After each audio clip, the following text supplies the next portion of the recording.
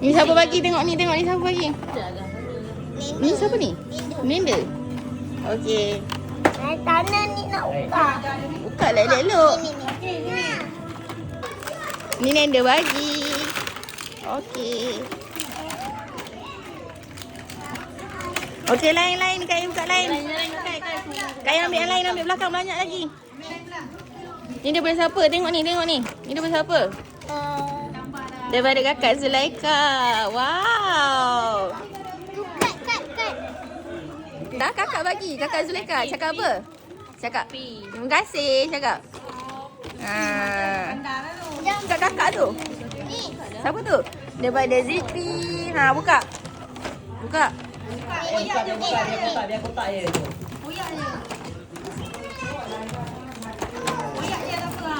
Koyak kuat sikit. Tolong kakak tolong. Adik jangan buka adik. Adik jangan buka, tolong buka. Wow. Apa ni? Tengok ni. Apa ni? Oh, baju dah. Oh, baju. Mahal ni. Ni tak nak ni mainan. Oh, tengok tulis. Daripada siapa ni? Daripada Abang Saki. Apa ni? Tulis apa?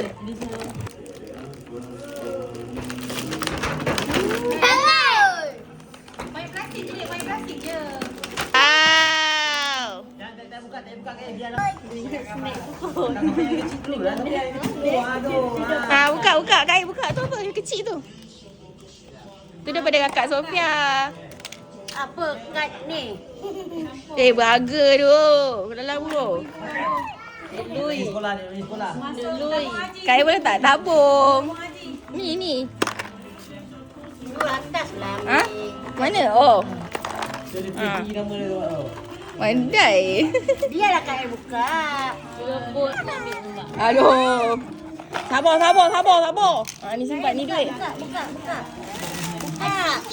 Ada RM1. Banyaknya sampai lagi. Buka lah. Buka duit ni, buka. Kakak bagi. lah berat ni. Buka. Buka. Ni. Koyak. Ambil. Tengoklah bang. Kak sini buka. Kat. Biar. Baca. Baca. Tengok dalam. Ada ke tu? Tak ada pun. Bongok. Ni. Banyak kakak bagi awak.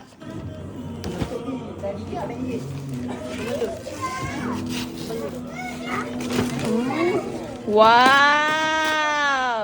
Sukalah Kak A transport. Cakap apa Kak A kakak tu? Takut. Cakap apa kakak Sofia? Cakap terima kasih. Selornya. Ni daripada Aunty Mini, Aunty Lela. Alamak. Dekat mati. Nanti tu buka. Koyak je. Biarlah sayang. Ni pasal apa? Oh.